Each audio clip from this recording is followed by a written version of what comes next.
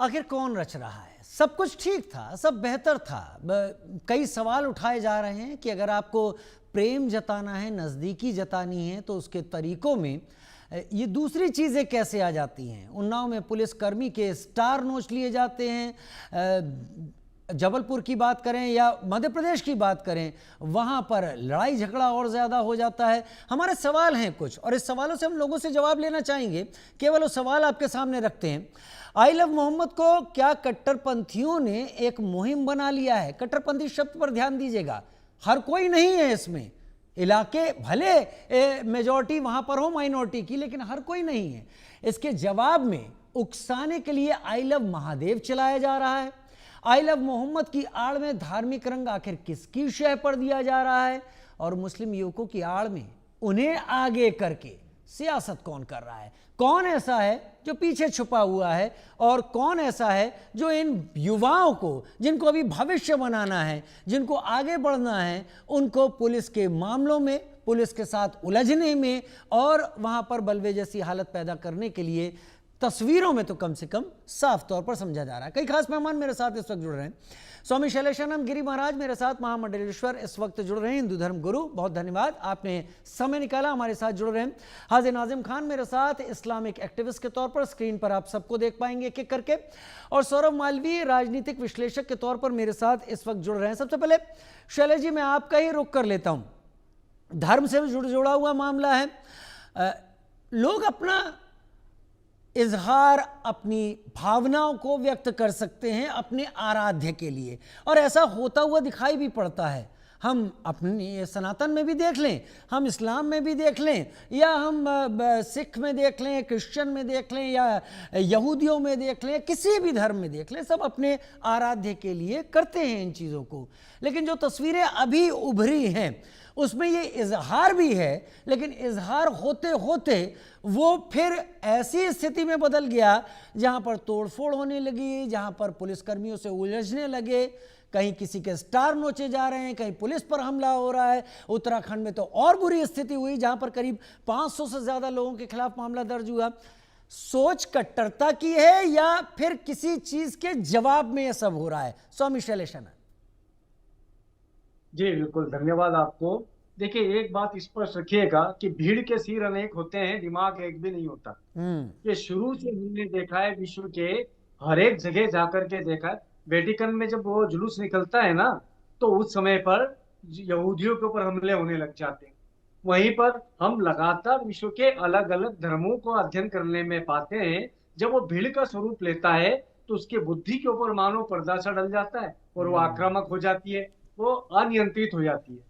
तो मुझे जो लगता है, इस भीड़ को भीड़ बनाने के पीछे कहीं न कोई एक बहुत व्यापक योजना है, और उस योजना के तहत भले ही वो प्रत्युत्तर की हो दोनों पक्ष से, किंतु एक योजना के तहत ऐसी भीड़ पैदा की जाती है जो कि मैं कभी भी उचित नहीं मानता, चाहे वो इस पक्ष की हो चाहे उस पक्ष की हो।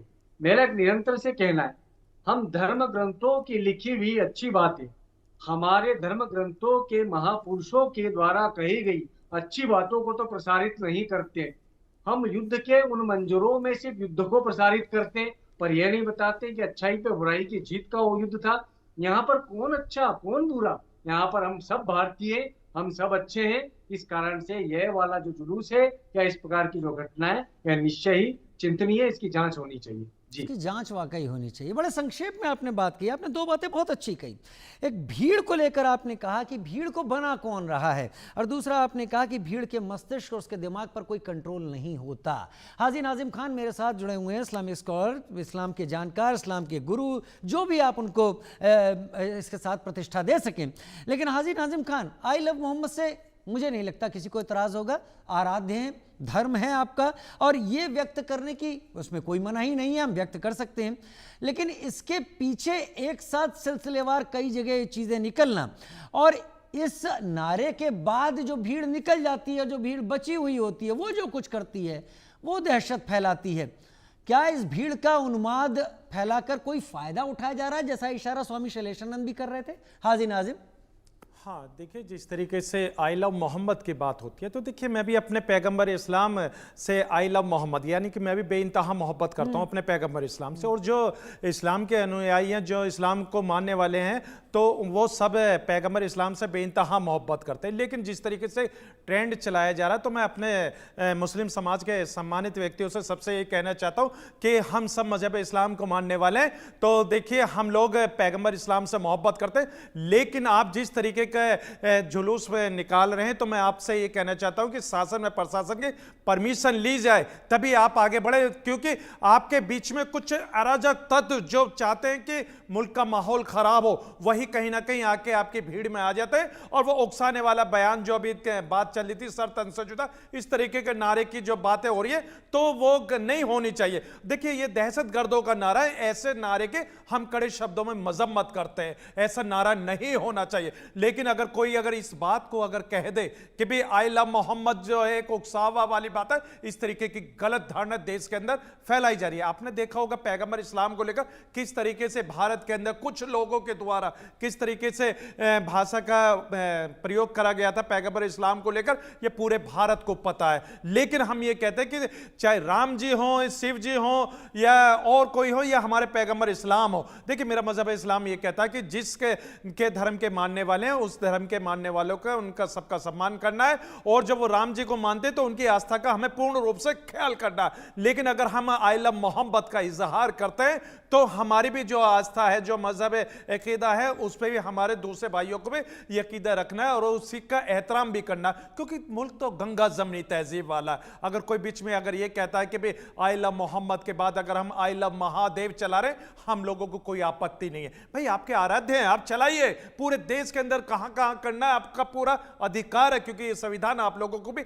उसी तरीके से परमिशन देता है जिस तरीके से आर्टिकल 25 के अकॉर्डिंग हम लोगों के लिए हमारे रिलीजियस की परमिशन देता। तो मेरा तो मानना यह है कि देश के अंदर कभी भी नफरत का माहौल नहीं होना चाहिए, शासन में प्रशासन का हमेशा सहयोग करना चाहिए। लेकिन जिस तरीके से मुस्लिम समाज को यहां पर टारगेट करने की बातें होती हैं, तो मैं ये कहता हूं कि मुस्लिम समाज को टारगेट ना करा जाए, क्योंकि हमने अक्सर देखा है कि ऐसे नारे भी लगे हैं देश के अंदर कि मुल्ले काटे जाएंगे, राम राम राम राम कहने वाले बनेंगे, यानी कि राम पुकारेंगे, इस तरीके के नारे भी यहां देश के अंदर लगे। यानी आप इशारा ये देना चाहते हैं कि जिन्होंने ये नारा दिया था वो भी असामाजिक थे, और जो आज आई लव मोहम्मद की आड़ में उत्तराखंड में पुलिस वालों को पीट रहे हैं, उन्नाव में उनके स्टार तोड़ रहे हैं, आग लगा रहे हैं, तोड़फोड़ आगजनी कर रहे हैं, वो भी गलत कर रहे हैं।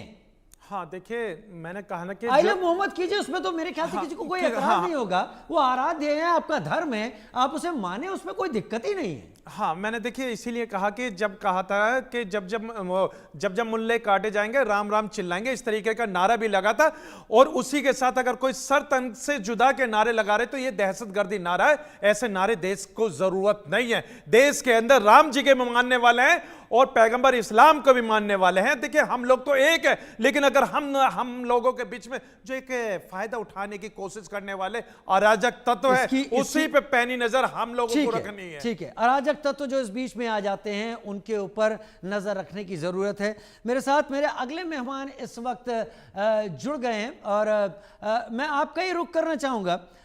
ये बता दीजिए यहाँ पर कि इन्होंने कहा अभी हाजी नाजिम ने कि ये कुछ लोग हैं जो इसमें बीच में आ जाते हैं, जो सर तन से जुदा की बात करते हैं, जो यहाँ पर आगजनी, तोड़फोड़ और मारपीट की बात कर रहे हैं। इसकी भी जिम्मेदारी तो मौलवी साहब किसी की होती होगी कि आपने पहली बात तो बिना पूछे आपने निकाल दिया, कोई बात नहीं, आप आई लव मोहम्मद कर रहे हैं, बहुत अच्छी बात है, इसमें कुछ भी गलत नहीं है।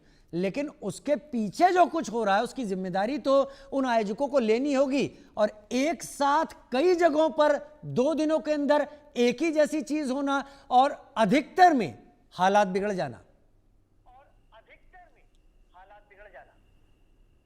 देखिए रवि जी, भारत की खूबसूरती है विविधता में एकता।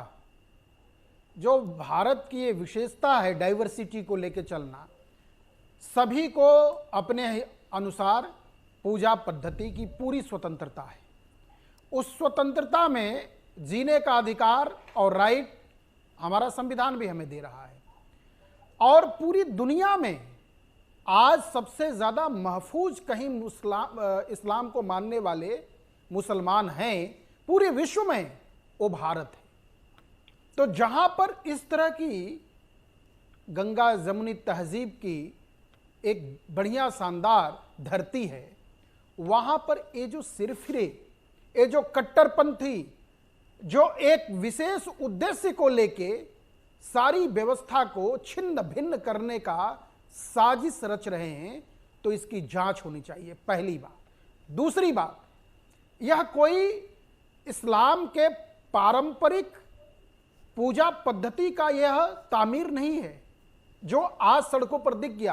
प्रशासन के साथ जिस तरह से ये हालात पैदा कर रहे हैं, ये चिंताजनक है, उन्मादी हैं। आपने बहुत अच्छा अपने संबोधन में, इंट्रो में कहा कि कुछ कट्टरपंथी, तो कट्टरपंथी कहीं भी हो वो खतरनाक है। इसके लिए सरकार को, प्रशासन को संज्ञान में लेना चाहिए। और जो हालात, जो स्थिति ठीक एक त्योहार में, नवरात्रि के आसपास में यह बनाने का प्रयास है, तो कहीं ना कहीं इसके पीछे करी कोई बड़ी साजिश का तो बू नहीं है। ये चिंता का विषय है। इस्लाम को मानना, हिंदू धर्म को मानना, अरे मानने और नहीं मानने का की बात ही नहीं आ रही है। सबको स्वतंत्रता सभी प्रकार की है। आप पूजा पद्धति, आप सब कुछ कर रहे हैं, ईद, बकरीद, सभी में होली, दीपावली, गले मिल रहे हैं, कहीं कोई संकट नहीं है, पूरा लोकतंत्र एक साथ खड़ा है। लेकिन राजीव जी, ये बड़ा गंभीर विषय है कि आखिर चंद लोग एक नेटवर्क के तहत, यानी शुरू हो रहा है कानपुर में, उत्तराखंड में, फिर कन्नौज में, फिर उत्तर प्रदेश के सुदूर जनपदों में, एक साथ कैसे हो गया, एक साथ संख्या कैसे बढ़ गई? ये कहीं ना, ये सामान्य बात नहीं है। मुझे लगता है कि ये सरकार की इंटेलिजेंस का फेल्योर है। सरकार को गंभीरता से इस पर सोचना चाहिए, प्रशासन को गंभीरता से इस पर काम, कल हालात बिगड़ सकते हैं। बिगाड़ने